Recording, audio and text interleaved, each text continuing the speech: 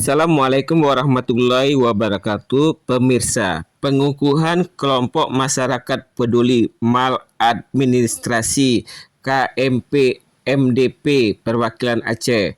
Acara pengukuhan dan pembekalan anggota KMP MDP ini dilaksanakan di Hotel Krayat Banda Aceh pada hari Senin 3 November tahun 2025.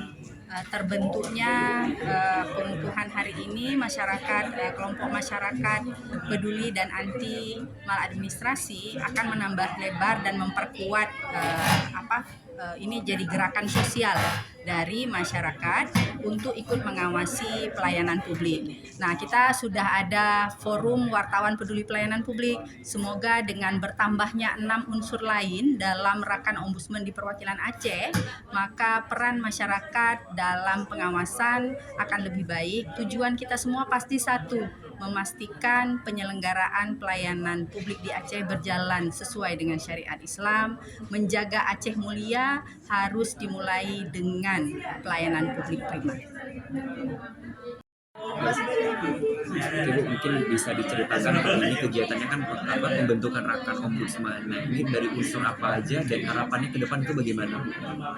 Ya, alhamdulillah hari ini kami di perwakilan Aceh sudah selesai melaksanakan pengukuhan kelompok masyarakat peduli anti maladministrasi atau biasanya kita sebut dengan Rakan Ombudsman. Ombudsman tidak mungkin melakukan pengawasan sendiri, karena itu tentunya kita membutuhkan bantuan semua pihak, bersinergi dan berkolaborasi dengan semuanya, termasuk masyarakat yang ingin ikut berpartisipasi dalam pengawasan penyelenggaraan pelayanan publik. Nah, hari ini ada 7 unsur yang kita undang untuk pembentukan Rakan Ombudsman di perwakilan Aceh. Ada yang dari influencer, adik-adik mahasiswa, UMKM, Posyandu, Tengku Inong, rekan media. Nah, jadi ada 7 unsur. Kepentingan ini ya banyak hal ya yang bisa mendasari konflik kepentingan, bisa tadi kayak politik, kemudian mengundang atau mengajak Bapak Ibu untuk aktif di sini untuk mengawasan ke teman-temannya. Ada loh pengawasan pelayanan publik, kemudian abang-abang dari influencer seperti itu juga memang disebut, soalnya memang Bapak Ibu memang disebut di pengawasan eksternal ini. Nah, kemudian yang kedua oleh Ombudsman, dan yang terakhir oleh legislatif dari DPR RI, DPRD provinsi, DPRD kabupaten kota. Sebenarnya juga ada tuh HAPET ya kalau di desa. Nah, itu pengawasan oleh legislatif. Next. Ini mengapa pelayanan publik perlu diawasi? Ya, karena memang untuk melindungi hak masyarakat, kemudian juga untuk meningkatkan kualitas layanan, untuk menyalurkan suara masyarakat dan menjaga akuntabilitas. Ini seperti yang Bapak Ibu tuliskan di harapan tadi. Ya, memang perlu diawasi agar terjadi perbaikan layanan yang buruk. Next. Nah, ini sebagai informasi saja. Nah, kalau Ombudsman itu bukan singkatan. Jadi Ombudsman itu berasal dari bahasa Swedia. Itu artinya itu wakil sah dari rakyat. Ya, kalau apa namanya? Jadi bacanya bukan Ombudsman atau temannya Spiderman atau Batman, tapi bacanya Ombudsman. Ombudsman. Nah, di beberapa negara masih menggunakan kata yang sama. Jadi ada 170 ombudsman di negara-negara lain, gitu ya. Di seluruh dunia maksud saya. Di seluruh dunia itu ada 170-an ombudsman. Jadi kami pun setiap tahun ada pertemuan rutin ya Bu ya. Ini kalau untuk di ASEAN ada CAOK ya Bu ya, untuk ombudsman itu. Nah, kalau di beberapa negara ada juga yang berganti nama. Jadi Wafaki Muhtasib itu di Pakistan, itu di Spanyol beda lagi namanya. Kemudian di Perancis, di Afrika Selatan, tapi sama sebenarnya tupoksinya. Nah, tapi ada yang diperluas tupoksinya. Kayak di Filipina, itu ombudsmannya bisa memecat wali kota dan sebagainya. Nah, bisa sampai ke sana. Jadi kewenangannya bisa diperluas. Nah, kalau di Korea, KPK-nya itu unit kecil di bawah ombudsman. KPK-nya malah unit kecil di bawah ombudsman. Nah, di negara-negara Skandinavia, asalnya ombudsman ini lebih dikenal daripada KPK-nya. Karena mungkin memang udah nggak ada lagi korupsinya, jadi KPK-nya tuh udah nggak begitu dikenal, ombudsman yang dikenal. Karena apa? Pengaduannya juga lebih detail. Nah, kayak di salah satu ombudsman Australia itu salah satu pengaduannya di ombudsman Australia itu terkait makanan narapidana. Jadi napinya melaporkan ke ombudsman. Yang dilaporkan makanannya itu tidak sesuai dengan makanan yang harusnya dia terima. Kebetulan beliau vegetarian. Sampai ke situ sudah. Kalau kita ini masih yang tadi abang bilang ya, listrik aja tuh masih 3 hari gitu ya. Kalau di sana kan udah sedetil itu. Ini kita listrik lah, air, padahal tulisannya udah perumdam. Masih kebutuhan dasar. Perumdam atau PDAM. Belakangnya tuh minum ya kan. Tapi airnya udah bisa diminum belum bang? Belum. Ya, jadi memang ya semoga kita akan berproses ya seperti negara-negara di Skandinavia atau negara-negara maju tadi. Oke, next. Nah, ini sejarahnya ombudsman, nanti bisa dibaca saja, nanti kita berikan paparannya. Kalau untuk bagi umat Islam sebenarnya ya ombudsman ini itu bahkan sudah dikenal sejak zaman Umar Khalifah. Jadi Khalifah Umar, sorry, balik lagi. Soalnya orang Inggris. Kepunyaan main di Skandinavia ya Bu. Jadi Khalifah Umar bin Khattab, zamannya Khalifah Umar itu ada yang namanya muhtasib. Ya, Khalifah Umar mengutus salah satu orang untuk melihat pelayanan publik secara langsung. Nah itu kisahnya, kenapa bisa langsung Khalifah Umar mengutus itu? Itu sebenarnya karena awalnya Khalifah Umar datang sendiri melihat pelayanan publik di daerahnya.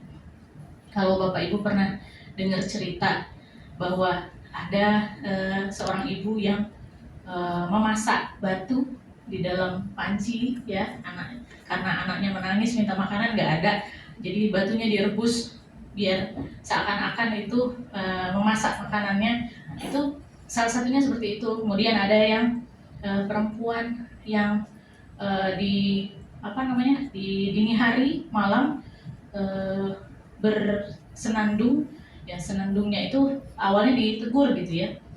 Kenapa bersenandung seperti itu di malam hari perempuan? Ternyata dia merindukan suaminya yang selama ini diutus Khalifah Umar untuk berperang.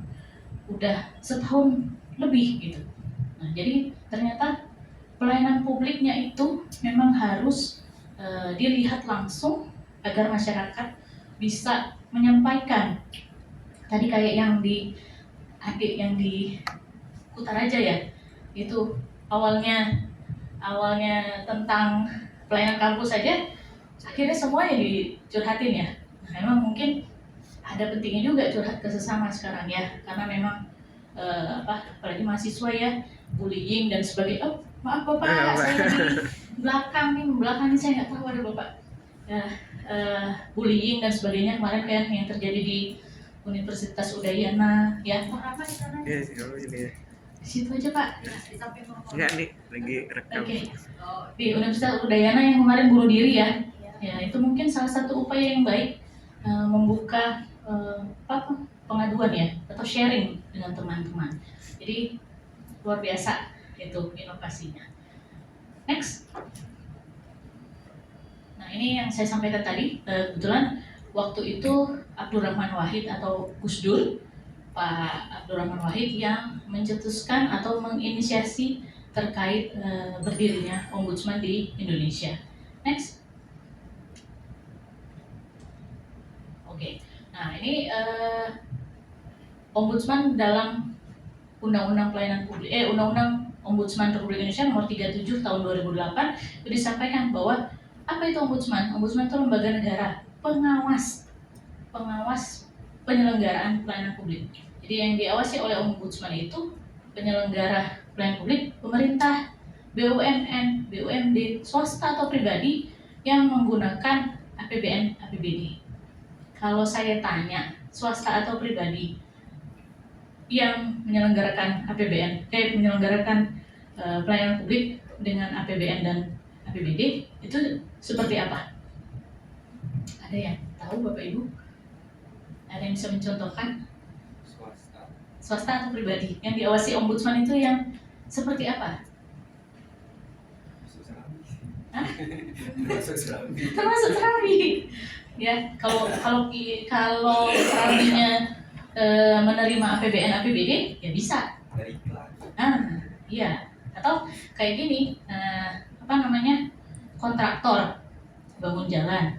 Ini swasta atau pribadi ya, tapi menggunakan APBN APBD. Kemudian rumah sakit atau kampus yang masih menerima dana subsidi dari pemerintah atau sekolah swasta masih menerima dana BOS, itu bisa diawasi oleh ombudsman, tapi sepanjang layanannya terkait APBN APBD tadi, nggak seluruh layanannya, jadi terbatas. Makanya tadi kan Bapak menyampaikan ya Pak ya, ada juga yang nggak bisa dilakukan ombudsman, yaitu bisa jadi karena memang batasan kewenangan. Kalau ombudsman melewati kewenangannya, nanti ombudsman jadinya malah administrasi. Jadi kami memang tetap ada batasan-batasan kewenangan juga. Next. Nah ini posisinya di lembaga negara. Seberapa besar pengaruhnya nanti mungkin bisa dibaca sendiri aja. Next. Nah ini yang saya sampaikan. Siapa yang bisa diawasi ombudsman? Badan pemerintahan, ya, badan usaha dan lembaga lainnya, itu kementerian, lembaga negara, pemerintah daerah, BUMN, BUMD, kepolisian, lembaga peradilan, pengadilan dan kejaksaan, ya, kemudian lembaga pendidikan negeri. Nah itu juga bisa, rumah sakit, itu semua lingkup pelayanan publik. Jadi semua pelayanan publik sebenarnya itu bisa diawasi oleh ombudsman. Nah, makanya tadi kita bilang jadinya kayak Avatar atau Avenger Bu. Kita cuma 10, latar belakangnya juga beda-beda ya. Kebetulan Bu Fuji di pendidikan fisika ya Bu Fuji ya, manajemen pendidikan. Pak Muammar juga. Saya kebetulan di hukum. Terus Pak Reki di psikologi. Mira di statistik ya. Nah kita nih tapi harus semua pelayanan publik itu kita akhirnya ya harus belajar lagi gitu, ketentuannya apa gitu ya. Itu memang karena pelayanan publik itu lingkupnya luas sekali. Pertambangan tadi yang disebutkan, kemudian jadi saya tiba-tiba saya hari ini ngawasin pertanahan, besoknya saya harus ngawasin rumah sakit, besoknya lagi pertambangan, sampai Bu ada terkait perkawinan apa tuh Bu yang harus kawin dulu ke Cina Buta. Perkawinan Cina Buta itu kami sampai ke sana dilaporkannya Bu, gitu ya. Jadi saya yang nggak tahu sama sekali ya, jadi harus belajar untuk terkait layanan tersebut. Next. Nah ini apa saja tugas ombudsman? Tugas ombudsman itu menerima laporan, melakukan pemeriksaan substansinya, menindaklanjuti laporan, melakukan investigasi. Jadi kebetulan ada terlapor kemarin yang bilang, ombudsman melakukan investigasi itu pakai rompi, pakai itu ya. Karena memang kita dilatih untuk melakukan investigasi itu. Jadi teman-teman asisten itu dari pendidikan dasarnya saja kita sudah bersama Marinir, Kopassus, kemudian ada pelatihan juga di Reskrim dan intelijen. Jadi memang tidak asal-asalan ombudsman mau gaya-gayaan nih, pakai rompi turun-turun nakut-nakutin orang. Memang itu tugasnya. Jadi memang kita disupport dari pemerintah untuk melakukan investigasi, gitu ya. Oke, kemudian melakukan koordinasi dan kerjasama, membangun jaringan kerja. Salah satunya nih hari ini kami membangun jaringan kerja dengan Bapak Ibu, ya, karena semua lintas jejaring ya, ya, karena itu sangat dibutuhkan bagi pengawasan pelayanan publik yang lingkupnya luas sekali. Kemudian melakukan upaya pencegahan, melakukan tugas lain. Nah, yang bukan wewenang ombudsman itu disampaikan juga di sini. Jadi terkait permasalahan tidak pidana, kalau sudah terjadi korupsi itu namanya tidak pidana. Itu ranahnya ke teman kita tadi, ya, KPK atau APH, Polisian Kejaksaan. Nah, sepanjang belum masuk ke pidana, masih maladministrasi, itu wewenangnya ombudsman. Pertanahan, kalau udah sengketa itu masuknya ke permasalahan perdata. Nah, itu akan ditolak oleh ombudsman karena memang ada sengketa. Karena misalnya yang A klaim itu tanahnya, yang B klaim itu tanahnya, kan dua-duanya belum punya berarti. Nah, itu harusnya diputuskan di pengadilan, ya. Jadi itu bukan ranahnya ombudsman. Kemudian ada permasalahan kode etik. Nah, itu juga tadi harusnya dilaporkan ke atasannya yang pejabat fungsional tadi, ya. Kemudian permasalahan keberatan atas hasil pemilu. Nah, ini sudah ada lembaga lain, jadi ada DKPP. Nah, kalau DKPP-nya nggak bekerja, DKPP-nya yang bisa dilaporin ke ombudsman, gitu ya Bu. Kemudian keberatan atas suatu perundang-undangan. Nah, kalau ini kan memang harusnya ke Mahkamah Agung atau Mahkamah Konstitusi. Nah, kalau Bapak Ibu pernah dengar yang kemarin rame-rame datang ke ombudsman terkait tunjangan apa ya kemarin insentif ya, yang di rumah sakit Zainal Abidin, ya kan? Itu langsung ditolak sama ombudsman. Kenapa? Ternyata ada peraturan dari menteri dan peraturan daerah yang mengatur itu. Nah, kalau itu mau diubah itu ke Mahkamah Agung dulu. Nah, kalau sudah ada perubahan di Mahkamah Agung kemudian tidak dilaksanakan oleh pemerintah daerahnya, itu baru dilaporin ke ombudsman, tidak dilaksanakannya. Tapi kalau sepanjang untuk merubah aturan perundang-undangannya itu di Mahkamah Agung atau Mahkamah Konstitusi, ya. Jadi itu langsung ketolak. Jadi bukan ombudsman nggak mau menindaklanjuti, memang bukan kewenangannya. Nanti jadinya ombudsman yang melampaui wewenang. Next. Nah, ini superioritas ombudsman. Kami kebetulan mungkin kalau dari anggaran Pak, ya, sama teman kami tadi tuh beda Pak, beda jauh Pak, sama teman kami yang di penindakan tadi. Nah, tapi teman penindakan kami tadi nggak kebal, nggak punya imunitas, ya. Kalau ombudsman punya, jadi kita punya imunitas ombudsman. Jadi dalam pelaksanaan tugas kami tidak bisa ditangkap, ditahan, diinterogasi, dituntut atau digugat ke pengadilan, nggak bisa. Jadi yang punya imunitas itu hanya legislatif dan ombudsman. Ini berdasarkan Undang-Undang 37 2008. Jadi sepanjang tugas kami itu nggak bisa ditangkap, ditahan, diinterogasi, dituntut, itu nggak bisa. Dan sudah pernah ya Bu ya, tahun lalu juga kita dilaporkan ke Petun. Nah, itu nggak bisa memang karena memang sudah diatur. Nah, tapi kebalnya tuh kebal sama sekali gitu, kebal banget? Ya enggak. Tetap aja pegawai ombudsman kalau melakukan tindak pidana bisa ditindaklanjuti tidak dalam sepanjang tugas. Misalnya ada insan ombudsman tuh yang mencuri atau melakukan penganiayaan, tetap bisa, itu kan nggak masuk dalam tugasnya. Nah, ditilang polisi tetap bisa Pak, ditilang polisi gitu ya. ada Oke. Kemudian upaya paksa. Nah, jadi ombudsman itu nanti saya kasih lihat kemitraan kita dengan kepolisian. Jadi kalau tadi kan ada klarifikasi ya, meminta penjelasan. Klarifikasi 1 14 hari, klarifikasi 2 14 hari lagi, klarifikasi 3 langsung bisa panggilan 1, panggilan 2, panggilan 2 tidak dilaksanakan, kami pakai upaya paksa dari kepolisian. Jadi kami sudah ada MOU atau perjanjian kerjasama dengan polisian untuk memaksa hadir terlapor.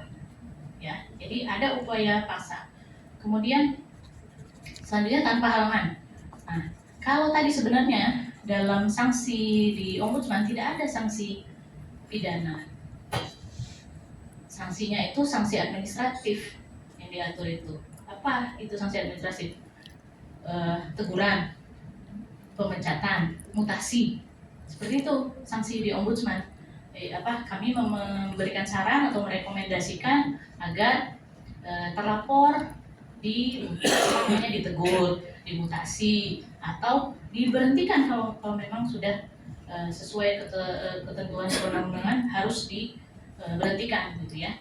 Nah, tapi kalau menghalang-halangi terlapornya itu bisa kena pidana malah. Jadi bisa kalau beliau tidak mau hadir atau pintunya ditutup, nah itu bisa dipidana paling lama 2 tahun atau didenda 1 miliar rupiah. Nah ini kebetulan salah satu perwakilan sudah pernah melakukan ini di Sumatera Utara. Jadi mau memeriksa sekolah, di pagar depan tuh udah dikunci, ombudsmannya nggak boleh masuk. Akhirnya dilakukan ini, digunakan yang sanksi ini. Kemudian administratif default. Nah ini nanti akan ada lagi nanti bahwa kepala daerah yang tidak melaksanakan rekomendasi ombudsman itu ada sanksi pembinaan khusus. Jadi dinonaktifkan sementara berdasarkan Undang-Undang Pemerintahan Daerah di pasal 351. Kepala perwakilannya masih Pak Takwadin. Ya. Nah, kemudian sekarang ke Ibu. Apa Ibu merubah aturannya? Bukan Pak. Jadi ada peraturan ombudsman. Bukan peraturan ombudsman ya Bu ya, kebijakan dari Bappenas yang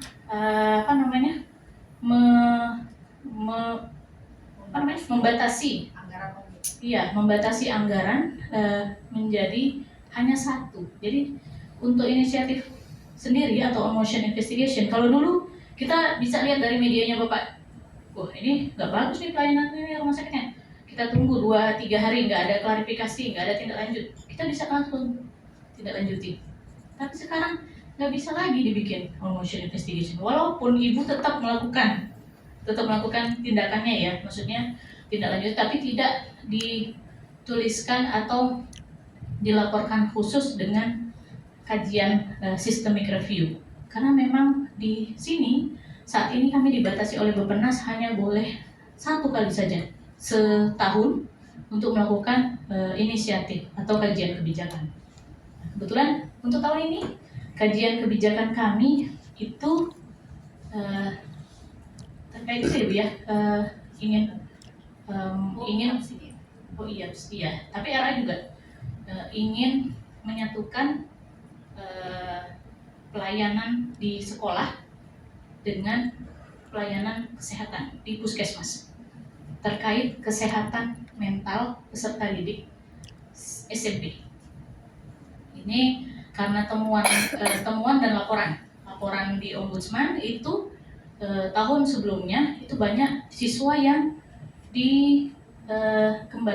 bahasanya dikembalikan ke orang tuanya ya, karena banyak hal gitu ya. Setelah kita dalami ternyata ada permasalahan mental dan sebagainya. Jadi dia ngerokok, kemudian melakukan bully dan sebagainya, ternyata dari kesehatan mentalnya di rumah gitu ya, juga di lingkungan sekitarnya. Kemudian juga berdasarkan sidak kami ke lapas anak. Di lapas anak itu 80% Bu ya. 80% itu di lapas anak di Lembaru itu temuannya bukan narkoba, tapi pelecehan atau anun. Ya, ada yang temuan kita juga ada 1 anak yang usianya bahkan belum 16 tahun ya Bu ya, itu sudah menikah 3 kali. Nah, ya Pak ya. Jadi karena itu agak miris ya. Jadi kami berupaya untuk menggali, kemudian mencari tahu kenapa permasalahan mental di peserta didik ini semakin banyak gitu ya. Nah, kita akhirnya memilih tingkat SMP karena dengan diskusi dengan pemberdayaan perempuan, kemudian BKKBN, kalau kita intervensi di SMA itu sudah terlambat. Jadi makanya kalau SD agak susah kita diskusi dulu kan. Jadi akhirnya ke tingkat SMP yang kita tunjuk gitu. Jadi ada kajian kita ini saat ini masih terbatas di Banda Aceh dan Aceh Besar, walaupun kami juga menerima masukan atau informasi dari kabupaten kota lainnya. Next. Nah itu tadi, jadi kami ingin mensinergikan di sekolah kan ada guru BK. Nah di puskesmas itu ada layanan poli jiwa yang selama ini ternyata kurang diakses. Di BK ternyata yaitu karena mereka nggak punya kompetensinya, mereka kadang-kadang abai terhadap sharingnya peserta didik tadi. Nah itu harusnya disinergikan dengan layanan jiwa tadi. Nah itu kita udah sampaikan ke Bu Wali juga ya Bu ya. Tapi masih di awal karena memang menunggu kajian kami. Nah ini alur penyelesaian laporan di Ombudsman mulai dari tahapan verifikasi. Jadi di Ombudsman itu harus jelas pelapornya. Walaupun nanti bisa dirahasiakan, di Ombudsman ini tidak dirahasiakan. Nah kami punya kewajiban atau etik untuk menyimpan kerahasiaan itu. Jadi kalau ada yang udah rahasia tapi ketahuan, nah itu Ombudsman-nya harus bisa dilaporin. Jadi di verifikasi laporan ini harus jelas pelapornya. Walaupun dirahasiakan tetap harus melengkapi syarat ada nomor NIK dan nama dan sebagainya. Nah, di tahapan PVL ini kalau ada surat kaleng tidak serta-merta kami tindak lanjuti. Jadi bisa jadi memang itu penting untuk banyak pihak, tapi kalau memang tidak jelas atau tujuannya ternyata untuk fitnah, untuk apa? Nah ini di proses verifikasi formulir material.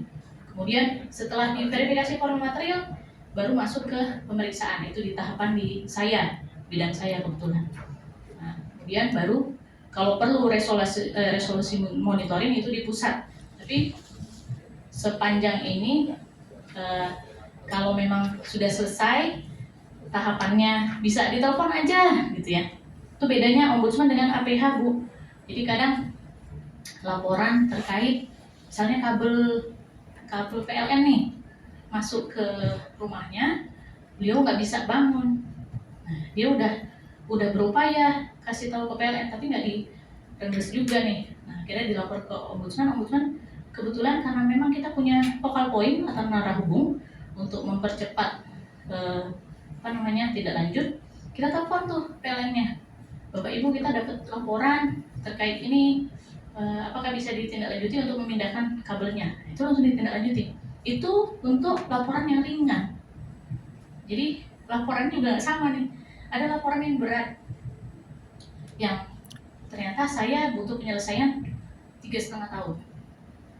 Jadi contohnya ada satu laporan itu kebetulan terkait pertanahan yang belum dibayarkan ganti ruginya kepada pelapor oleh pemerintah daerah. Ya, tanahnya pelapor itu diambil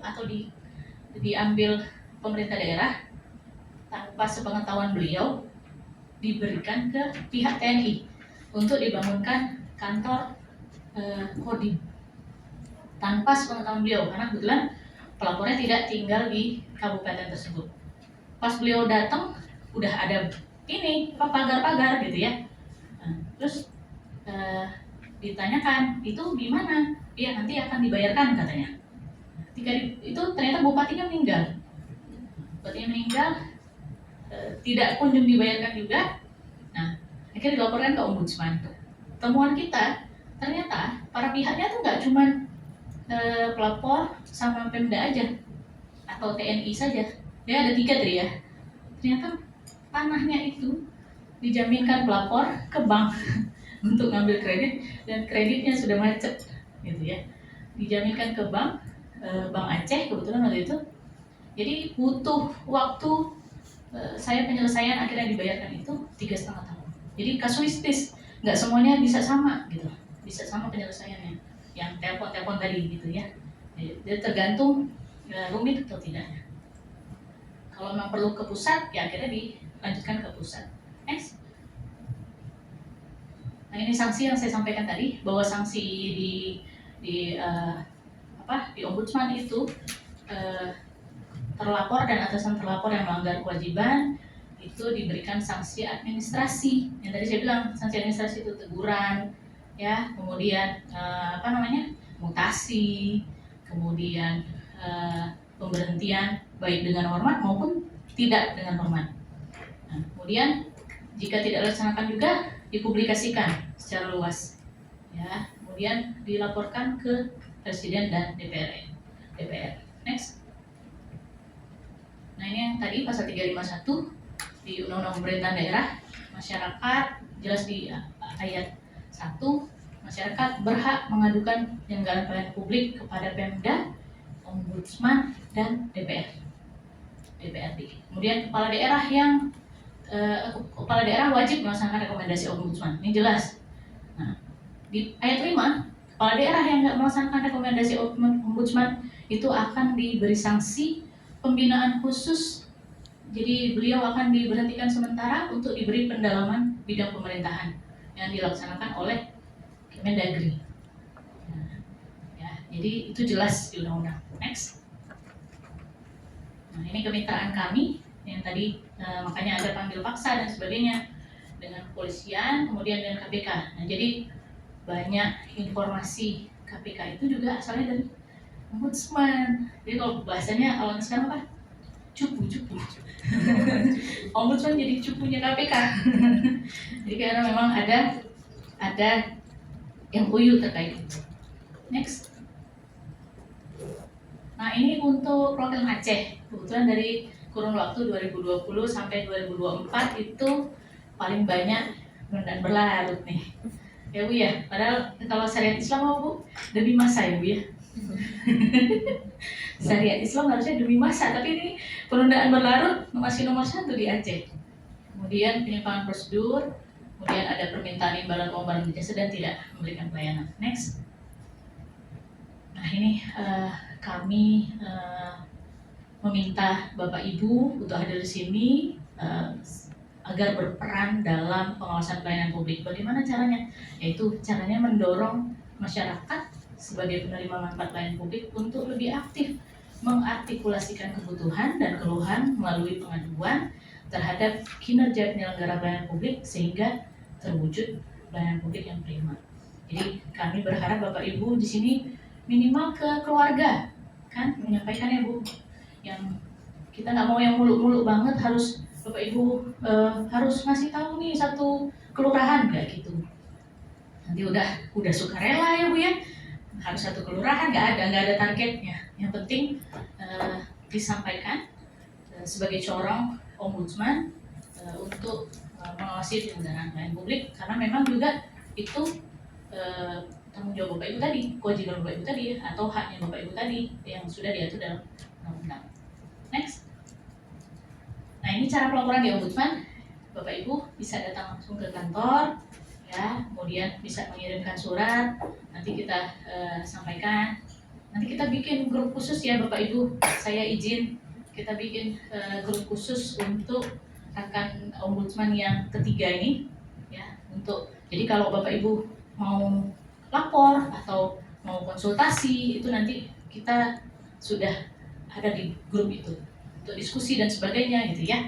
Nah, jadi bisa datang langsung, bisa mengirim surat, bisa menelpon melalui telepon atau WA, kemudian email juga ada di aceh@ombudsman.go.id, di Facebook dan Instagram. Nah, nanti kalau kita sudah terhubung dalam satu grup agak lebih memudahkan. Next. Oke, terima kasih Ibu. Akhirnya selesai juga. Belum. Oh belum. Ya, ini kita dulu dari cukup. Oke. Nih Selanjutnya untuk sesi diskusi. Silakan Ibu. Terima kasih. Mungkin nggak ke pertanyaan langsung ya Bu. Mungkin curhat atau apa keadaan atau kondisi yang memang kita alami. Langsung saja ya Bu. Kalau saya posisi domisili di Aceh Besar dan kita tahu semua ibu kota kabupaten kami di Jantung. Istilah kami ini tajak ujanto, tajak potiplu, gona urun, tajak pota gaya urun. Ini sepertinya kita orang bersama. Ini ini satu kalimat yang sering saya alami Bu. Tajak posiplo gona urun, tajak posa gaya urun. Di kapan ya itu? Mudah-mudahan sedikit mungkin ya. Kemudian Ibu, saya juga sering membantu Bapak di ranah kampung, ranah kecamatan. Yang saya sendiri melihat itu ini tahun keempat Ibu. Ya konsen dengan artinya melayani pelayanan publik itu. Nah di tingkat kecamatan pun mungkin saya tidak menafikan yang bagus. Ini juga mungkin harus juga serius sekali perhatian kita bersama. Belum lagi di tingkat kampung misalnya. Kadang-kadang mohon maaf hanya satu surat pernyataan kurang mampu misalnya. Nah, ini juga mohon maaf kadang dengan fasilitas yang sudah diadakan oleh pemerintah kita akui sudah lumayan menurut saya. Dan dana desa itu menurut saya sudah luar biasa. Nah, yang ingin mungkin sedikit saya sampaikan, mungkin salah yang saya sampaikan ya Bu ya.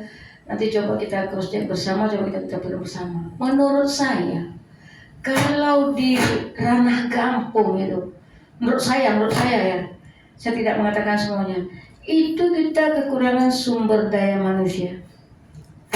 Menurut saya. Sehingga mohon maaf, di Aceh Besar itu 604 kampung. Ini khusus Aceh Besar. Satu mungkin sudah keluar Pulau Bunta karena ya beberapa permasalahan mungkin Ibu lebih tahu. Nah, dalam 603 kampung itu yang saya coba perhatikan, kalau istilah saya itu mini riset saya.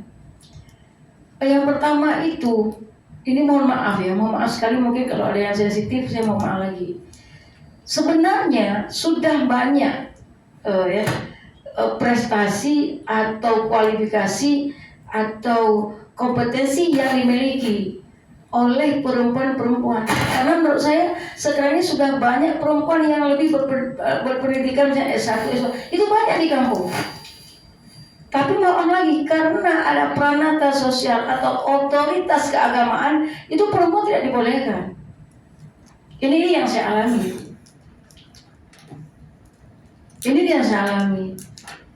Nah, kemudian tidak banyak itu. Dan memang berapa persen itu perempuan yang diperangkat atau menjadi pengurus penyelenggara pemerintah di kampung. Tapi dalam perhatian saya itu ada banyak perempuan yang boleh. Ini mungkin juga pemirsa ya Bu ya. Perhatian kita bersama. Padahal dia di struktur pemerintahan itu masih mendapat jabatan ini, tapi yang kerjakannya itu pemerintah dan mana? Dan di khusus Aceh Besar mungkin di Aceh saya yang tidak ada banyak sangat tidak ada perempuan yang jadi pengurus pemerintahan. Nah, ini mungkin juga yang terus kita suarakan. Dan kalau ini mungkin tidak coba kita bergerak bersama, saya pikir kita tinggal terus. Karena kenapa? Kalau istilah orang gender, sorry saya tidak agak relasi itu, karena ini masih menggunakan jenis kelamin. Dan ini saya lihat masih sangat dikotakkan oleh otoritas keagamaan. Maaf kalau saya katakan menjadi buku-buku yang ini mungkin curhatan saya. Makanya banyak sekali administrasi di tingkat kampung kecamatan itu ya seperti tadi bisa siap 2 hari tapi berbulan gitu. Bisa siap sehari tapi berminggu. ini mungkin mari kita perhatikan bersama dan sama-sama kita coba proaktif di situ. Alhamdulillah saya bukan sombong, sudah saya coba bergerak. Saya sudah coba bergerak, saya tanya kalau misalnya tidak siap, misalnya saja APBD dan seterusnya, apanya yang keliru? Ini kadang-kadang mohon maaf lagi, kita ini mohon maaf sekali ini ada kadang-kadang sentimen personal sehingga terhambat administrasi yang itu padahal hajat masyarakat banyak. Ya Bu ya. Sudah 2 kampung dilaporkan Pak Ombudsman karena itu. Aceh besar Bu. Aceh besar ya Bu. Saya Jadi nggak salah Ibu. Saya selalu mengatakan di grup kampung itu kalau saya keliru silakan. Tapi manusia apalagi dalam hitung non nominal ya Bu ya. Mungkin ada satu silakan gitu. Kalau saya ada kesalahan silakan koreksi aja. Tapi saya pikir ini hal-hal yang sudah tadi, apalagi kami Bu.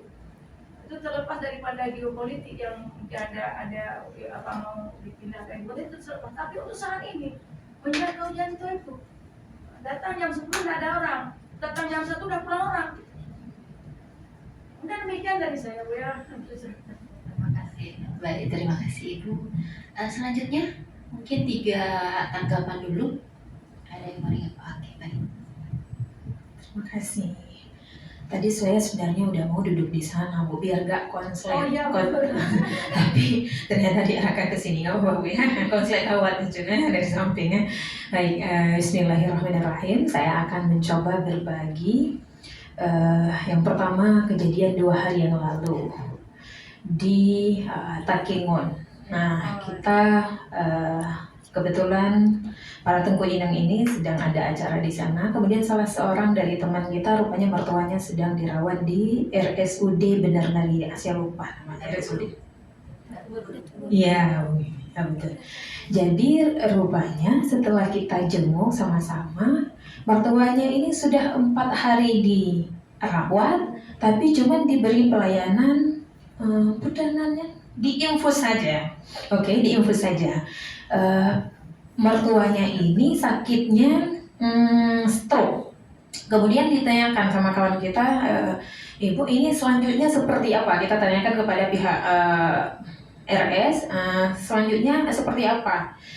Kemudian pihak RS menyampaikan kami menunggu keluarga yang meminta. Sebenarnya di sini kita nggak punya, kita nggak bisa menangani ini karena nggak cukup alat. Tapi yang ada alatnya di Takengon, di rumah sakit Takengon. Tapi kami tunggu keluarga yang meminta. Maaf cakap kalau keluarga kita paham tentang penyakit, kemudian ini. Tapi kan keluarga kita tidak semua orang tercerdaskan. Akhirnya teman kita ini karena sama-sama kawan kita ini bilang, lah keluarga kita nggak paham. Kalau sakit kepala harus minum paracetamol. Mereka kan para medis ini itu segala macam, nakes mereka lah yang paham jalur ini. Kalau memang nggak bisa dirawat di sini harusnya dirujuk. Nah mereka minta keluarga yang meminta. Oke, kemudian kita ini akhirnya mereka buat surat rujukan segala macam.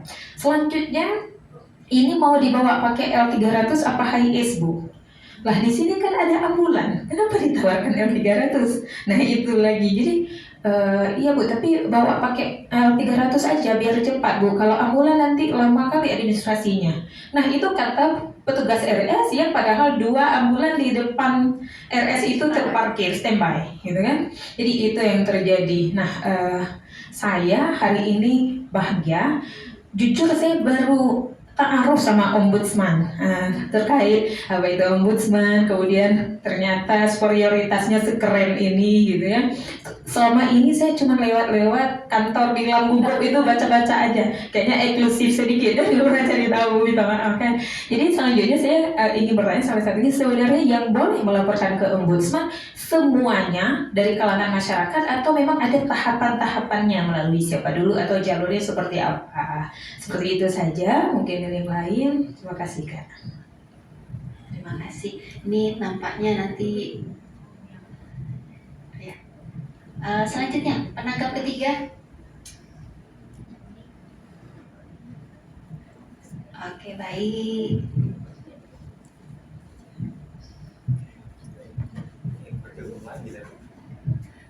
Oke, terima kasih. Saya tadi memang sebelumnya tuh udah banyak tahu juga tentang ombudsman itu bagaimana cara pelaporannya dan sebagainya, karena juga memang sudah beberapa tahun sama Bu Dian ya, dari 2023 Bu ya. Dari 2023 itu saya juga sendiri cari tahu bagaimana sih ombudsman itu dan lain sebagainya. Nah, ini mungkin bulan Januari Bu di Aceh nanti ada permasalahan khususnya di Kota Banda Aceh nih Bu. Bus Trans Kutaraja itu kemungkinan off selama 1 bulan. Nah, itu pelayanan publik pasti terganggu di situ. Itu kan barang publik dan juga ada jasa publik di situ. Nah, itu bus Trans Kutaraja kemungkinan besar bulan Januari itu, selama bulan Januari, dan itu akan off dengan alasan mereka adalah maintenance, pemeliharaan, pemeriksaan dan lain sebagainya. Padahal itu satu, cuman karena tidak ada anggaran di situ. Karena pergantian anggaran di tahun 2026 APBA. Nah, kemudian ini juga Bu, permasalahan tentang MBG itu bagaimana? Apakah itu akan diawasi oleh ombudsman dan lain sebagainya? Karena ini MBG ini dari kasus kemarin itu yang penonjokan bogem itu yang oleh Pak Hasan Basri, Wakil Bupati Pidijaya itu ke Kepala SPPD itu, Pak Hasan Basri itu bilangnya seperti ini, kenapa kasih nasi basi, nasi dingin? Nah, sebenarnya kalau dalam ilmu medis itu lebih baik nasi dingin daripada nasi panas, karena kadar gula nasi panas itu lebih tinggi daripada nasi dingin. Nah, itu jenis itu. Nah, kebanyakan orang menganggap ini nasi dingin ini udah nggak bagus dan lain sebagainya. Sebenarnya itu kan juga perlu SPPD itu mensosialisasikan kepada peserta didik yang menerima MBG itu. Nah, terkait dengan MBG itu Bu, mungkin pelayanan pengawasan ombudsman itu bagaimana? Itu kan dana pemerintah, dana yang cukup besar, itu anggaran superioritas dari presiden itu. Dan di Aceh ini bagaimana? Kemudian juga ada satu, nah saya kemarin itu sempat berdiskusi sama Ketua MPU Aceh, Abu Faisal, bahwa Abu bilang gini Bu, seluruh dapur MBG di Aceh harus sudah tersertifikasi halal dari MPU Aceh. Tapi sampai detik ini tidak ada satu dapur MBG pun yang sudah tersertifikasi halal. Artinya kita nggak tahu itu hygiene atau tidak dan sebagainya. Nah, itu bagaimana dengan pengawasan dari ombudsman sendiri tentang hal-hal seperti itu. Mungkin itu aja Bu. Nah, satu lagi Bu, yang PLN. Ini sudah 1 bulan kita, kemarin itu Oktober, tapi sampai detik ini PLN tidak memberikan penjelasan mengapa sampai 3 hari itu nggak ada. Bahkan saya sering berkomunikasi dengan Pak Lukman Hakim, itu manajer TJSL PLN Aceh, UID Aceh. Beliau tidak bisa menjelaskan juga. Alasannya itu dari PLTU 4 Nagan Raya, PLT 3 Nagan Raya. Kenapa setiap ada bermasalah dengan listrik di Aceh, selalu yang disalahkan di kambing hitam itu PLTU 3 dan 4 Nagan Raya. Nah, sampai detik ini juga saya belum mendapatkan penjelasan dari PLN. Makanya mungkin Bu Dian itu lebih keras lagi lah, Ombudsman Aceh lebih keras lagi terhadap PLN untuk memberi penjelasan. Nah gitu, sampai sekarang ini bahkan kemarin ada siapa ya, saya lupa, tokoh Aceh juga menanyakan, sampai detik ini PLN juga belum memberikan penjelasan terkait hal itu. Bang Jack Libya. Ya, Bang Jack Libya itu. Terima kasih. Oke, baik, terima kasih. Ini ada kesehatan, ada listrik dan sebagainya. Silakan. Kita pemerintah ini yang harus kita dorong. Pemerintah itu sudah menyampaikan kebijakan tidak ada pintu yang salah ketika masyarakat mengetuk. Itu yang kita dorong-dorong terus. Katanya no wrong door policy.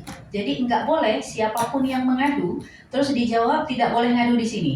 Jadi nomor pengaduan ombudsman itu siapapun yang mengadu ke sana, kewenangan kami atau bukan kewenangan kami, seperti yang disampaikan oleh mantan ketua BEM tadi, terima. Itu yang paling penting, karena itu sudah menyembuhkan. Kan kita yang paling sedih kalau kita ngadu resu, kalau bahasa orang kampung saya gitu ya. Nah, jadi tapi setelah itu dijelaskan. Nah, jadi kalau ke ombudsman kita ada namanya laporan konsultasi. Nah, jadi laporan konsultasi itu bukan laporan masyarakat yang serta-merta akan kita tindak lanjuti, tapi tetap didengar. Jadi nomor WA Ombudsman itu nanti termasuk misalnya ada yang menanyakan tentang pembagian warisan, pernikahan siri, macam-macam. Nah, teman-teman yang bertugas, salah satu yang menerima laporan Mira di bagian penerimaan dan verifikasi laporan. Jadi yang penting Mira terima dulu. Masalahnya apa? Oh, ini bukan kewenangan, silahkan menuju ke sana. Nah, jadi kalau di Ombudsman bahkan sudah tidak hanya mengatakan ini bukan kewenangan kami, tapi kemana masyarakat bisa mengakses bantuan selanjutnya. Walaupun dengan jawaban yang seperti itu, Mira sehari bisa 12 kali disemprot karena dianggap mempersulit, padahal memang sebenarnya bukan kewenangan gitu ya. Nah, termasuk nanti ketika meminta KTP ya Mira ya. Tolong ibu, bapak, KTP-nya diserahkan. Itu yang katakan, ini Ombudsman kok udah mempersulit gini, itu kan ada di media, saya nggak perlu lapor lagi, itu udah ada, tinggal tindak lanjut lagi. Nah, kami sebagai lembaga negara tidak bisa melakukan itu, karena nanti dianggap saya melampaui kewenangan, saya punya kepentingan, ada prosedur yang kami langkahi karena memang sudah ditetapkan. Silahkan sampaikan ke nomor pengaduan di WA, kalau kewenangan nanti akan diarahkan apa yang harus dilakukan. Kalau bukan, akan diarahkan kemana selanjutnya harus melapor. Nah, sering sekali misalnya layanan BSI, kami tidak punya kewenangan langsung untuk mengawasi BSI. Pengawasan BSI di mana? Sekarang kita nggak tetanggaan lagi ya, mereka udah pindah. Nah, itu adanya di OJK. Nah, OJK ini yang harus didorong fungsinya. Kemarin juga ada yang melaporkan ke kami tentang, nah tadi ini sekalian langsung Ibu, karena Aceh Besar. Nah, kita memang sedang koordinasi dan sedang mau membuat MOU dengan Pemkab Aceh Besar. Salah satu yang didorong oleh Ombudsman dan sudah dilakukan adalah MPP, Mall Pelayanan yang di Lambaru. Jadi itu upaya mendekatkan layanan ke masyarakat. Tapi juga tidak bisa juga semua layanan didekatkan. Misalnya layanan kantor pertanahan, itu agak bahaya ketika dia di MPP. Berkali-kali dilaporkan ke kami berkas hilangnya itu di MPP.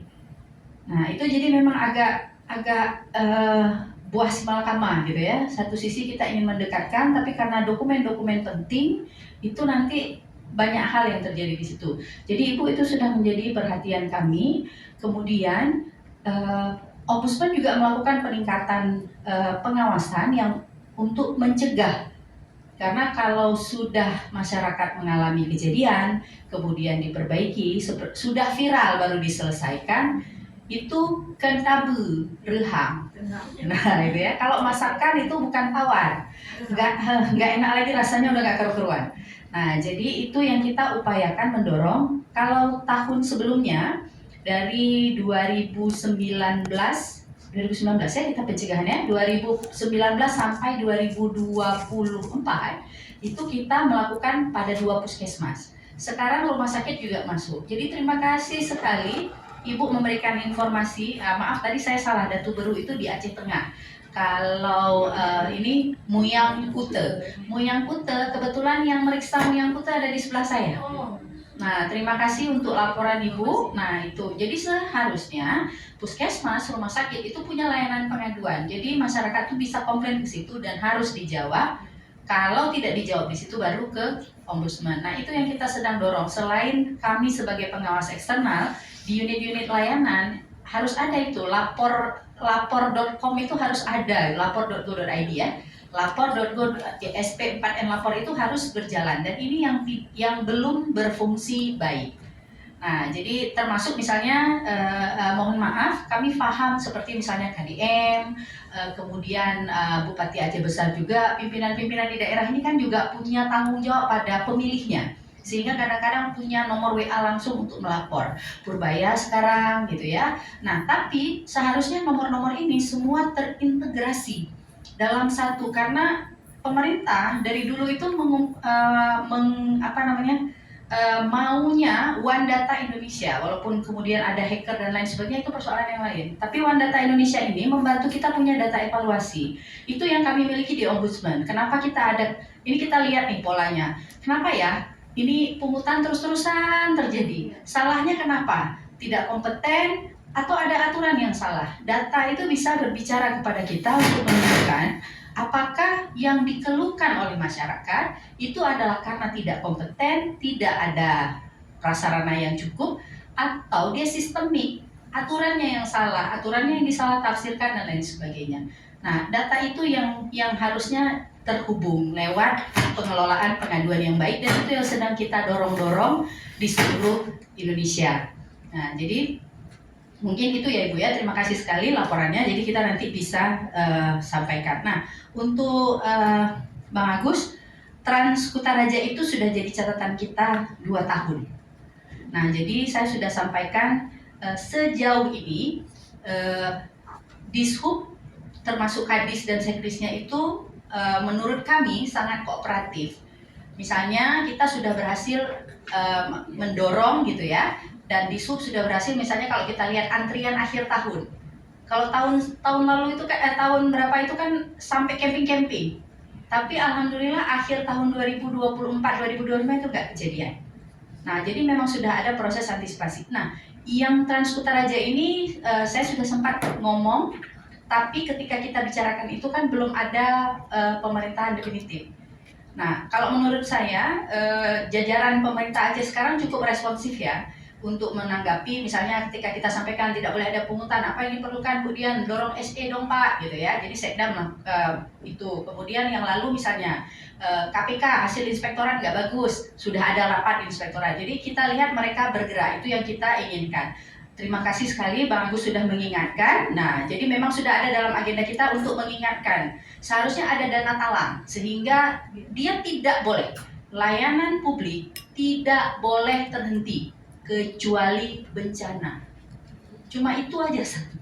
Jadi kalau Bapak Ibu mengurus izin, melakukan apapun yang ingin dibutuhkan, itu layanan publik tidak boleh terhenti. Cuma satu yang boleh menghentikan layanan publik, bencana. Ya, apa istilahnya force majeure ya.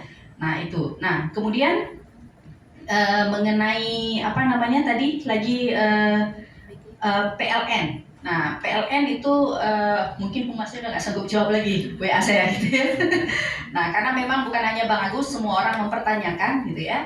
Jadi saya bukan mau menjadi jubir PLN, tapi untuk menempatkan posisi layanan kelistrikan kita itu yang memang bermasalah. Nah, jadi sekarang PLN itu sebagai BUMN, dia ingin melakukan tata kelola berdasarkan unit bisnis. Jadi mereka membagi unit bisnis itu menjadi 3, produksi, transmisi, distribusi. Kantor PLN yang ada di sini itu kantor distribusi. Jadi ketika ada hal-hal, dan itu anak-anak perusahaan gitu ya. Nah, jadi ketika mereka melakukan tidak beres produksinya itu di mesin PLT Nagan 34 gitu ya. Nah, apapun cerita teknisnya gitu ya. Nah, jadi mereka tidak bisa menjelaskan karena itu memang bukan di rumah mereka. Itu rumah produksi, sementara mereka rumah distribusi. Tapi sebagai penerima layanan kita bisa bilang, itu bukan urusan gue, itu urusan lu. Harus ada satu orang yang muncul atas nama perusahaan monopoli listrik itu untuk menjelaskan. Jadi itu yang sedang kami tuntut, dan kami memberikan waktu karena kan di Ombudsman juga ada ketika mereka menyatakan tingkat kerumitan dan lain sebagainya. Jadi kita hitung, ini mereka masih dalam hitungan hari kerja kami yang memang minggu ini mereka harus menyampaikan laporan apa yang sebenarnya terjadi. Karena katanya sudah ada tim investigasi, katanya sudah ada sudah ada janji misalnya DPM PTSP itu akan diganti kerusakan alatnya. Nah, kan tidak boleh ya ada diskriminasi, kenapa satu pihak saja yang diganti yang lain tidak, itu kan harus adil.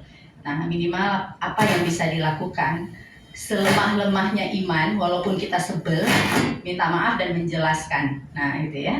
Nah, itu untuk PLN. Nah, kalau untuk MBG, apakah Ombudsman punya kewenangan? Pasti, karena sumbernya adalah APBN. Nah, selama ini yang kami lakukan di Aceh itu karena kami sudah ingatkan sebenarnya di awal agak overconfidence gitu ya kalau di Aceh, karena tidak ada kasus, nyaris tidak ada kasus. Saya sampaikan kenapa tidak ada kasus MBG, karena memang waktu itu belum banyak dapurnya, tapi seiring dengan bertambahnya jumlah dapur pasti akan bertambah jumlah persoalan. Dan memang betul pengaruhnya ke harga pasar dan lain sebagainya itu memang terjadi. Nah, dampak harga karena kelangkaan yang namanya hukum demand supply di pasar pasti berlaku. Nah, yang kami lakukan sebelumnya adalah kami tidak punya expertise untuk menilai dapur dan lain sebagainya. Yang kita lakukan adalah berkoordinasi dengan BPOM. karena BPOM yang punya kewenangan dan alat. Nah itu Ibu ke SPPG sama Puji ya? Ya, nah jadi saya sidak ke salah satu SPPG dengan BPOM itu untuk melihat omprengan dan lain sebagainya. Nah itu memang seperti yang diberitakan ya, memang tidak mudah untuk mengelola program yang sebesar ini. Apakah program MBG ini tidak bagus? Untuk sebahagian orang itu mereka merasa terbantu dengan adanya program itu. Terutama misalnya ada yang ke posyandu juga ya Bu ya, untuk makanan ibu hamil menyusui anak-anak. Nah jadi ada beberapa yang mengatakan bahwa alhamdulillah ini Bu udah ada MBG ini, saya nggak perlu lagi buru-buru ini buruh ya gitu ya, buruh penjual di pasar, itu mereka merasa terbantu karena tidak harus memikirkan itu. Nah tapi ya dengan berbagai kejadian tentu kita sangat khawatir gitu ya, ketika negara yang seharusnya melindungi anak-anak kita, mereka justru mengalami kecelakaan di sekolah melalui makanan yang disediakan oleh negara. Nah jadi kami ikut dalam pengawasan MBG ini, namun karena keterbatasan ekspertis di Ombudsman, memang selama ini koordinasinya dengan BPOM. Nah dan ini yang kita dorong. Nah kami juga melalui pimpinan di pusat sudah memberikan beberapa rekomendasi apa yang seharusnya diperbaiki dari program ini gitu ya. Nah mungkin nanti sebentar lagi akan terdengar juga ini Koperasi Merah Putih. Nah itu juga sebenarnya sudah dari awal pimpinan Ombudsman mengingatkan di mana potensinya. Nah potensinya itu sudah kita petakan, cuma mantan menterinya sebelumnya itu ada rekamannya memang di acara Ombudsman mengatakan bahwa kita harus berani. Seperti dulu kita berani memproklamirkan kemerdekaan. Nah, walaupun kita sebenarnya harus sangat hati-hati mengelola negara, kan tidak bisa sekedar berani dalam tanda kutip. Karena berani dalam tanda kutip itu nekat, melayani rakyat tidak boleh nekat, harus ada perencanaannya, harus betul-betul bagus. Kalau Koperasi Merah Putih mungkin masih bicara tentang anggaran, tapi kalau MBG kan sudah bicara nyawa, gitu ya. Nah, karena kalau ada kejadian keracunan satu itu bukan statistik, itu moral hazard. Nah itu jadi mungkin itu ya. Nah kemudian kami sudah berkoordinasi dengan MPU, cuma belum sempat tindak lanjut karena seperti Serambi yang namanya di Aceh ini kan ulama tempat mengadu. Tadi Tengku Inong sudah mengatakan seperti itu. Jadi memang jaringan yang seperti itu yang memang perlu kita bentuk. Nah ini memang saya sudah janji akan ketemu Lem Faisal, cuma ketika saya di Banda Aceh, beliau bertugas, beliau juga jam terbangnya main tinggi ya. Nah jadi belum sempat ketemu dengan Lem Faisal, tapi beliau sudah menyatakan bahwa ini banyak sekali yang disampaikan oleh masyarakat ke kantor MPU, dan MPU tidak semuanya bisa menindaklanjuti serta-merta sama seperti Serambi. Dan alhamdulillah karena nanti mungkin menjadi rakan seperti Agus bisa menyarankan ke Ombudsman, nanti ini ada 15 orang yang akan menyarankan ke nomor laporan Ombudsman. Walaupun kita bukan superhero, belum tentu melaporkan ke Ombudsman itu juga nanti akan menjadi titik penyelesaian, tapi yang namanya tekad ya. Nah, kalau saya itu terutama yang sangat kita perhatikan berulang-ulang yang kami sampaikan di berbagai di berbagai kesempatan yang akan menjadi perhatian di Ombudsman Perwakilan Aceh pada masa saya. Nanti kan bisa beda pimpinan, beda kebijakan. Kalau untuk saya, perhatian saya memang pada kelompok rentan, karena menurut saya ya negara harus hadir. Kalau di data statistik itu penduduk yang ada di desil 1, 2 itu negara memang wajib hadir karena mereka tidak bisa memenuhi kebutuhannya. Negara yang harus hadir memenuhi kebutuhan mereka lewat pelayanan publik. Kalau yang di desil 6, 7, 8 itu mungkin masih lumayan. Kalau 9, 10 itu kan desil mandiri gitu ya, yang ketika negara tidak hadir, mereka kalau tidak ada RSUD ZA, mereka masih bisa misalnya ke rumah sakit swasta, tidak selalu masih bisa memanfaatkan poliklinik eksekutif. Tapi kalau yang desil 1, desil 2, kalau negara tidak hadir, ya berarti orang miskin tidak boleh sakit. Dan itu kan tidak benar, itu melanggar konstitusi karena negara sudah memang memberikan jaminan untuk layanan kesehatan. Nah mungkin untuk teknis nanti Bu Ayu yang menjelaskan ini ya. Oh, oke. Nah, nanti mungkin kami akan sampaikan di grup, misalnya mekanisme melapor seperti apa, syarat laporan, kemudian juga formulir ya, formulir laporan. Jadi nomor pengaduan ombudsman dan formulir itu bisa di-share. Jadi kami paham bahwa semua Bapak Ibu dan adik-adik di sini kan punya kegiatan. Nggak mungkin juga jadi petugas penerima laporan gitu kan. Nah, cara yang paling mudah nanti adalah misalnya kita punya beberapa template cara menjawab, ada formulir, ada nomor, sehingga nanti tinggal menyerahkan nomor itu, maka teman-teman di ombudsman yang akan take over. Nah, jadi betul-betul rakan ini sifatnya adalah mendorong dan membantu, bukan memindahkan pekerjaan ombudsman ke teman-teman. Itu saya pastikan.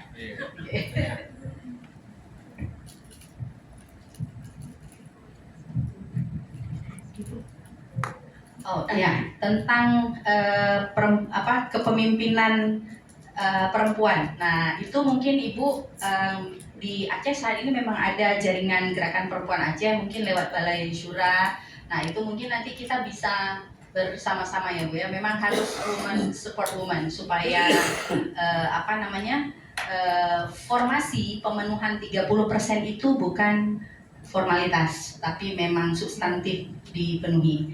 Dan saya sangat paham apa yang Tengku Inong sampaikan karena saya juga sedang berada pada posisi itu, gitu ya. Nah, jadi di Aceh untuk lembaga vertikal itu saya sempat satu-satunya perempuan sendiri. Jadi dalam berbagai kegiatan dengan kondisi kita pemisahan laki-laki perempuan, saya itu akan terpental nanti Ibu ke meja ibu-ibu PKK atau istri-istri pejabat.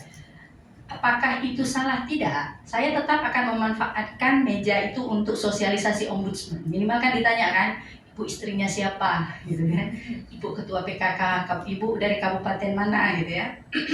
Maka saya akan sampaikan saya dari ombudsman itu ini. Saya selalu menganggap setiap kesempatan itu adalah jalan dakwah, jalan jihad gitu ya. Nah, jadi tetap bermanfaat. Hanya kalau saya duduk semeja dengan teman-teman vertikal kan banyak yang bisa dikerjain ya Bu, sambil dengar selebrasi dan lain sebagainya. Saya bisa tanya ini kalau ini gimana gitu ya. Nah, tapi sering sekali kesempatan koordinasi itu kadang-kadang terputus karena hal tersebut. Nah, kalau sekarang mungkin udah tambah satu yang vertikal karena kepala BKKBN Aceh perempuan. Jadi itu cuma kami berdua, tapi bidang kerjanya tuh terlalu jauh. Nah, dulu ketika Bu Syukriyah DJKN masih perempuan itu kita masih lebih sering berdua gitu. Saya masih ada kawan. Nah, jadi memang persentasenya ketika makin ke atas itu memang semakin kecil dengan berbagai hal, bukan hanya saja kesempatan, tapi juga kadang-kadang untuk perempuan ketika kita harus memilih menjaga keluarga atau karir, kita pasti akan memilih menjaga keluarga. Fitrahnya mungkin sudah begitu dan lain sebagainya. Jadi memang akan banyak support system, woman support woman itu memang harus digerakkan untuk itu. Nah, saya juga bukan ahli gender, hanya saya percaya pada keseimbangan. Timang gitu ya, kalau dalam bahasa Aceh itu timang. Jadi memang kalau Allah memang bermaksud bahwa laki-laki dan perempuan itu adalah fungsi substitusi, mungkin tidak perlu menciptakan laki-laki dan perempuan. Tapi ketika diciptakan laki-laki dan perempuan itu berarti fungsinya saling melengkapi.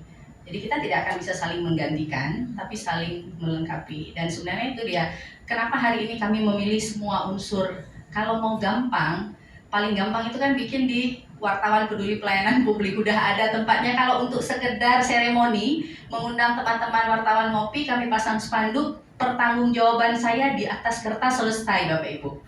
Untuk pusat udah dilihat, oh rame ya Bu Dian udah berhasil nih membentuk itu gitu ya. Tapi saya tahu di hadapan Allah itu salah. Nah gitu ya. Nah jadi makanya nih yang diundang nih tetap semua unsur gitu ya. Walaupun nanti mungkin saya akan berhadapan pertanyaan keras dari grup wartawan gitu. Kenapa Bang Rahmat, Bang Mursalin dan Agus saja yang hadir 3 gitu ya. Kami segrup ini ada hampir 100 gitu. Kok nggak diundang sama Bu Dian gitu ya. Nah jadi karena itu tadi keterwakilan unsur, kami ingin sekali juga nanti tahu, karena kemarin kita sudah hadir pada perempuan paralegal misalnya. Nah itu kan sudah terbuka satu jalan. Ini terbuka lagi jalan dengan Tengku Inong, dengan adik-adik. Nah sekarang ada influencer. Nah, siapa tahu lewat forum seperti ini kan Bu, UMKM terhubung dengan adik-adik influencer. Ini ada yang walaupun ibu fashion misalnya, tapi karena jaringan ibu besar, ternyata ada yang bisa endorse makanan gitu ya. Nah, yang pasti sebagaimana tadi dengan Aceh Besar, dengan Kota Banda Aceh kita juga sedang menggagas MOU. Nah, jadi saya tahu bahwa Bu Wali juga peduli dengan UMKM gitu ya. Nah, jadi kita cobalah beliau mengangkat kota kolaborasi, itu kita dorong kembali gitu ya, Bu, kota kolaborasi gitu ya. Nah, itu yang tadi disampaikan oleh Ibu tadi kan itu semuanya tentang kolaborasi. Nah, jadi Aceh Barat ya. Jadi Aceh Barat juga kita sedang inisiasi MOU juga dengan Aceh Barat. Nah, saya sedang mendorong itu kalau ada MOU dengan pemerintah daerah, kita nanti bisa punya satu narah hubung. Nah, jadi nanti mungkin selain isu substansi juga bisa isu daerah. Artinya nanti yang berasal dari misalnya tadi Bang Mursalin, nah kan kesini merantau kan Bang, nah jadi di kampung pun Bang Mursalin bisa melakukan sesuatu. Nah, mungkin itu ya. Oke, sudah ada yang ditambahkan? Oke, cukup. Selanjutnya ada tanggapan lagi. Kami beri waktu untuk 3 dan lainnya. Oke, baik.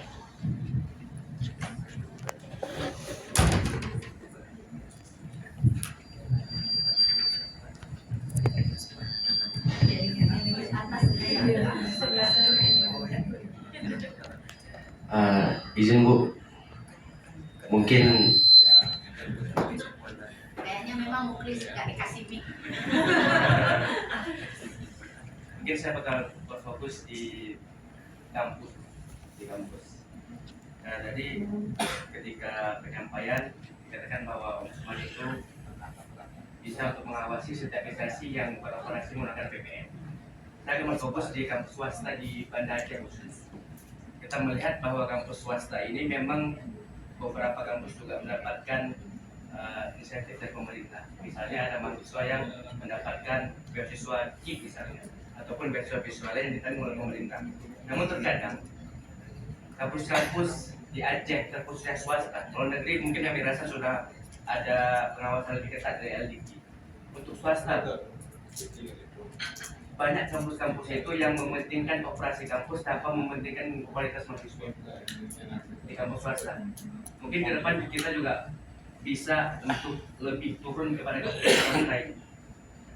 Karena permasalahannya adalah ketika mereka mendapatkan APBN dari pemerintah, dari negara yang seharusnya itu dipakai untuk meningkatkan kualitas mahasiswanya di pendidikan, di pengajaran, ataupun misalnya di fasilitas untuk pendidikan mahasiswa. Namun fakta yang terjadi adalah banyak kampus-kampus swasta ini yang lebih mementingkan untuk naik nama kampusnya dulu, untuk kampusnya dikenal oleh dunia luar dulu, ataupun untuk operasi-operasi dasar kampus swasta itu sendiri. Tapi di sisi yang lain, kualitas mahasiswa ini terbelakangi, nggak terurus. Mahasiswa-mahasiswa yang harusnya mendapatkan fasilitas pengajaran yang baik, mahasiswa itu yang harusnya mendapatkan fasilitas kelas misalnya, ataupun bahkan fokus dasar itu tidak terpenuhi akhirnya. Karena prioritas kampus swasta ini yang kita berfokus pada yang baru-baru bangun nih, yang baru-baru terbentuk, yang mereka berusaha untuk image kampusnya naik aja dulu, branding kampusnya itu dikenal itu sama orang luar, tapi kualitas mahasiswanya akhirnya tidak diperhatikan. Mungkin itu yang pertanyaan tuh, gimana cara Ombudsman masuk situ Bu? Karena kami rasa kerja LDK pun itu masih kurang.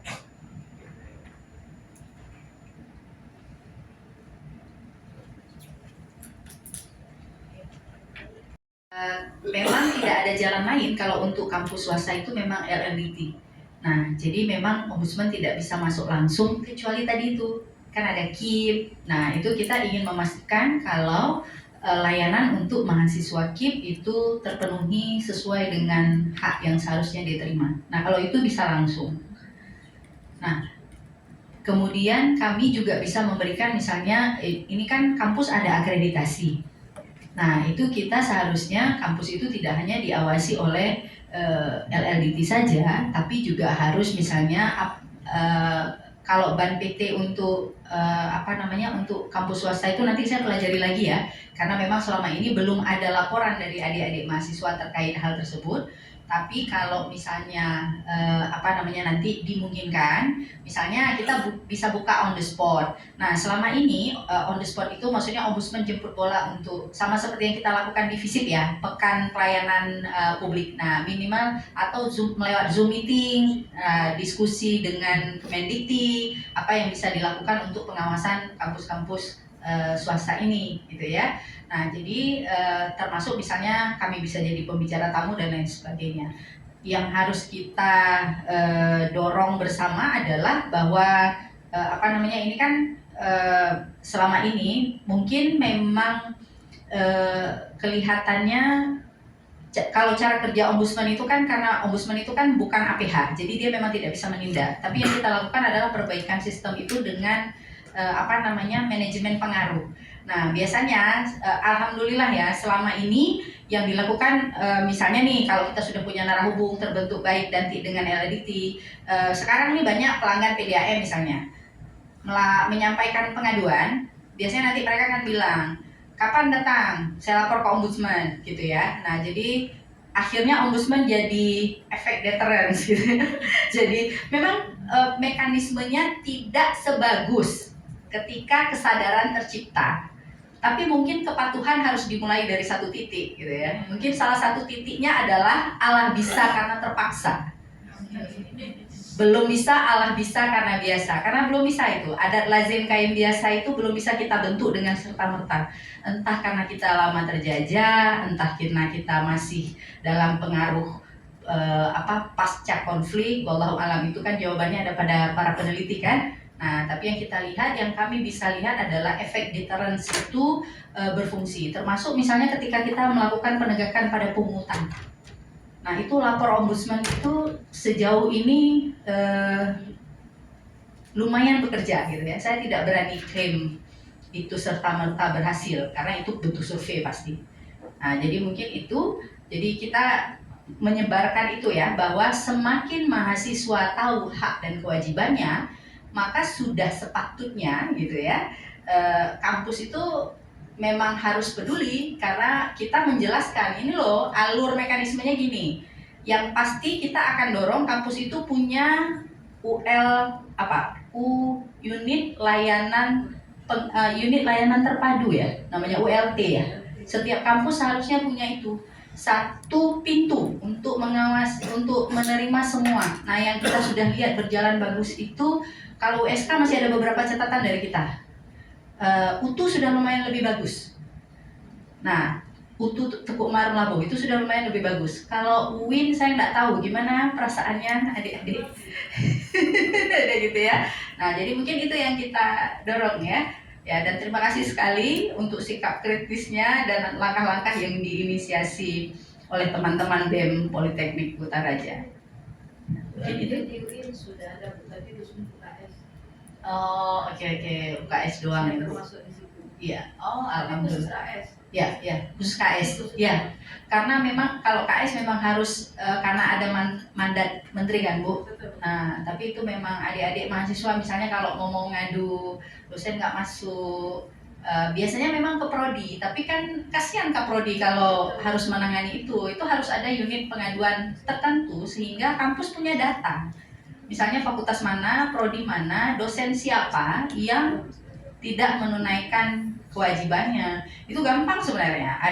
Ada renumerasi di kampus yang bisa dijadikan alat hukum. Ya, kita memang masih segitu mental kita. Kita berharap bahwa ini negeri syariah. Kita akan lebih syar'i dari Jepang yang ketika bersalah mengundurkan diri. Nyampi hana Pak Aco. Itu belum ada mentalitas seperti itu ya, ketika merasa bersalah dia akan mundur. Kita belum menemukan itu pada pejabat publik kita ya, semua masih harus dimundurkan. Nah, jadi mungkin itu, tapi itulah tidak boleh pernah berhenti mencintai Indonesia ya, tidak boleh pernah berhenti berjuang untuk menjadikan Aceh mulia sekecil apapun peran kita.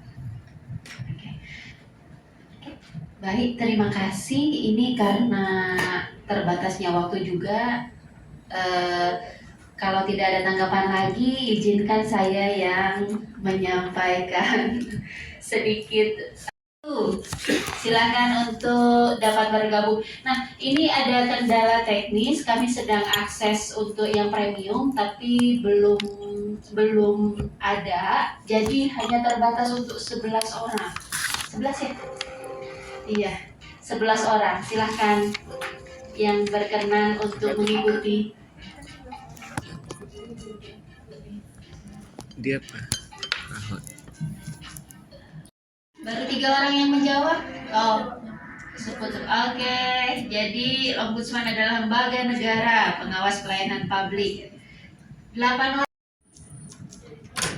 Oke, selanjutnya bagus memimpin, masih memimpin. Negara pertama yang memiliki ombudsman.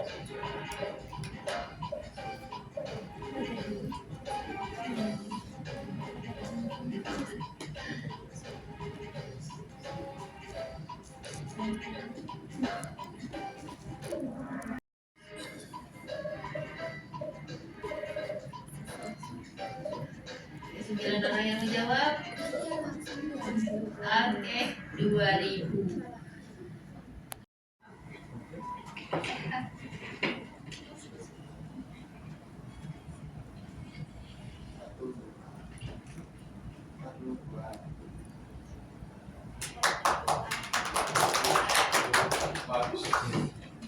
Ini bingkisan kecil dari kami.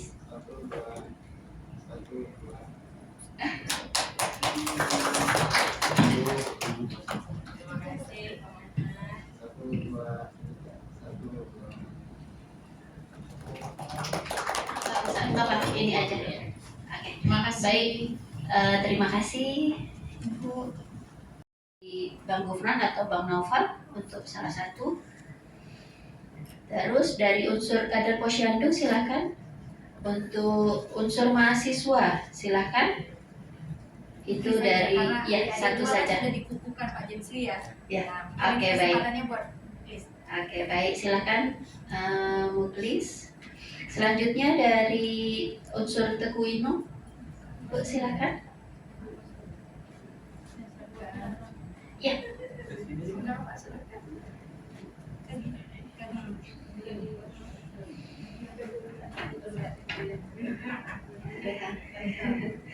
Oke, dari unsur wartawan peduli pelayanan publik silakan. Senior ya. Senior dinobatkan Pak. Saya dorong.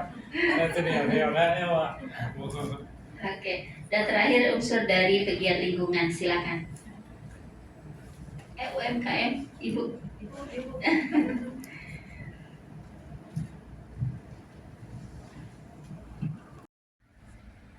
Bang, maaf ya. Ya Bang, nyawa tanggung jawab. Terus tanggung lu jauh.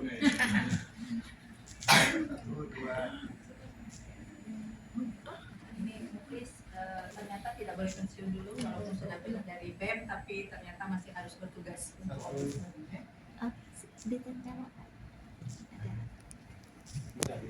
Direkatkan. Oke, ada direkatkan. Ya.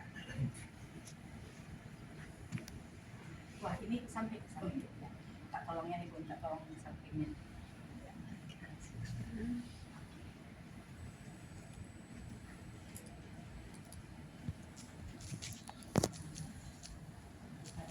Ini dari lingkungan ya.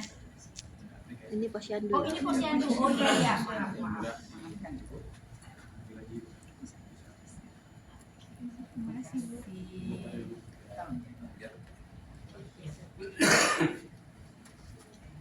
Alhamdulillah, Masya Allah dapat Sultan Tanggino.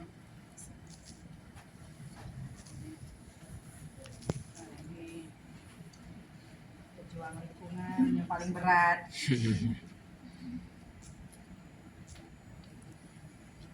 Terakhir Ibu terima kasih.